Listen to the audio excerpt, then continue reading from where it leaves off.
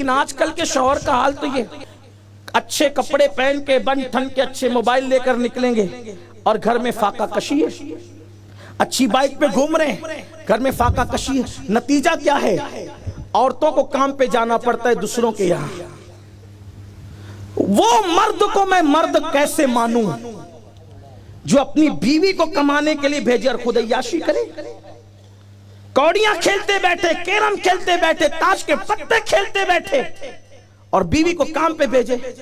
میں پوری ذمہ داری کے ساتھ عرض کرنا چاہتا ہوں، رسول اللہ کے دور میں، اس دور کے بعد تقریباً 5 صدیوں تک کوئی مجھے بتا دے کہ مسلمان کی کوئی آزاد عورت کسی کے گھر میں برتن جھاڑو کرنے کبھی گئی ہے کیا؟ مجھے بتاؤ۔ جس مذہب نے فتنے کے خوف سے عورت کو مسجد میں آنے سے روک دیا، جس مذہب نے فتنے کے خوف سے عورت کو مسجد میں آنے سے روک دیا، وہ مذہب کسی پاپ کی نظر سے دیکھنے والے کے گھر میں برتن جھاڑو کرنے کی اجازت کیسے دے سکتا ہے؟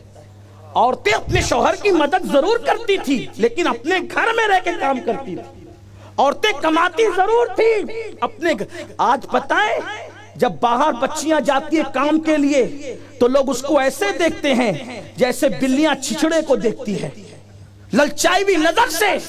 تمہاری غیرت کہاں جاتی ہے؟ مرد گھر میں بیٹھ کے عورتوں کو کمانے بھیجے اور نتیجہ یہ نکلے کہ ہماری بیٹیاں غربت کی وجہ سے منکرین اسلام کا ہاتھ پکڑ کر ان کے ساتھ بھاگ رہی ہے، شادی شدہ عورتیں دوسروں کے ساتھ جا رہی ہے۔ مسلمانوں تمہاری غیرت کہاں ہے؟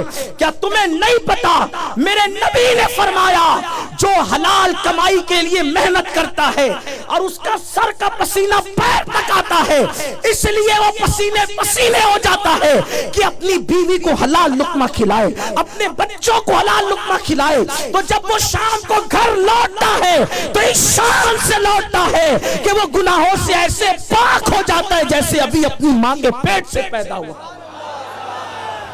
مردوں کا کام کمانا ہے، عورتوں کا کام گھر میں بچوں کی تربیت کرنا ہے، اور اگر کسی غربت کی وجہ سے کمانا پڑے عورتیں گھر میں رہ کے کمائے گی۔ اس پرفتن دور میں کہیں عورتوں کو معاذ اللہ کہیں بھیجا جا رہا ہے اور ہم سب پہ نظر رکھتے ہیں اس لیے کہ ہم آپ کے درمیان رہتے ہیں۔ اس لیے میں آپ سے کہنا چاہتا ہوں اے میری قوم کے جوانوں، محنت کرو، خود کماؤ۔ بلکہ ایک بات آپ کو کہوں، خود کما کر کے کھانے والا آدمی نہ ہو، کتنا بھی پارسا ہو، وہ خود کمانے والے کے مرتبے تک نہیں پہنچ سکتا۔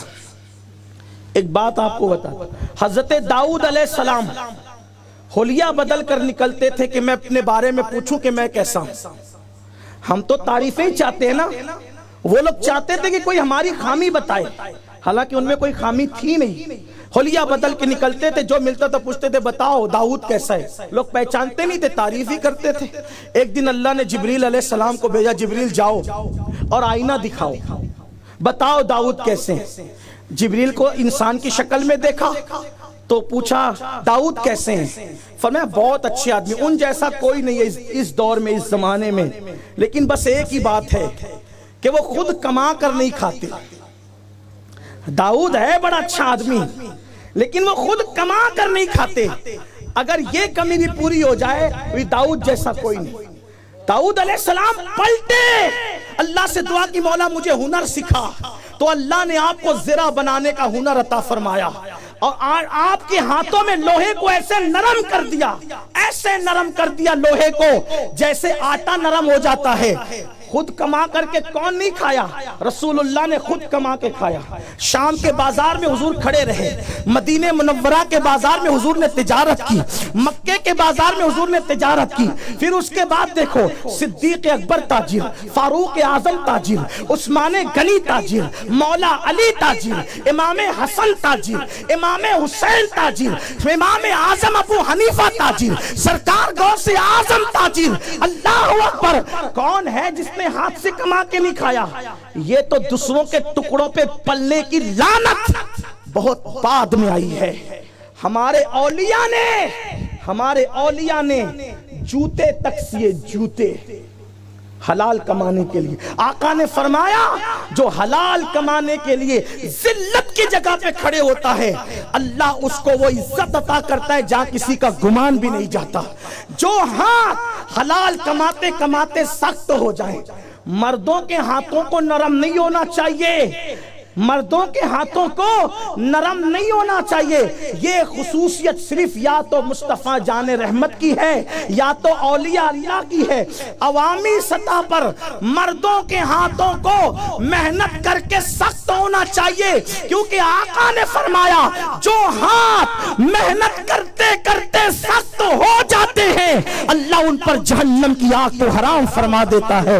اس لیے محنت سے کماؤ. یہ کیا سوٹ بوٹ میں ہے؟ ہم کو دیکھو, ہمارے گھر کو مت دیکھو.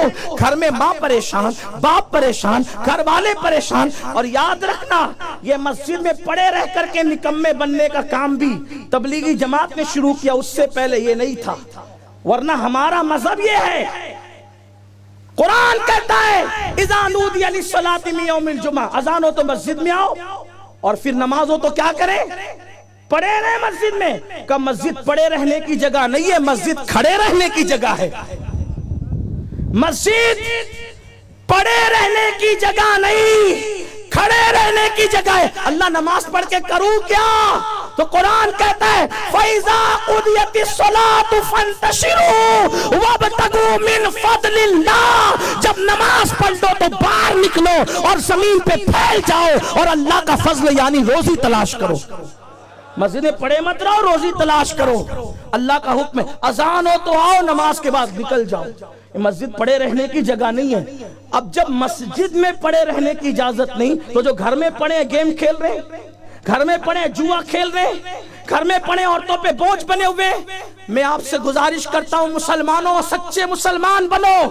اور اگر بیوی پہ بوجھ بنو گے, کما کے نہیں کھلاؤ گے تو انجام اتنا بھیانک ہوگا. عورتیں تمہارے ہاتھوں میں نہ رہے گی, ان کی باغ دوڑ تمہارے ہاتھوں میں نہ رہے گی. اس لیے میری گزارش ہے مسلمان بنو, مسلمان اور پکے مسلمان.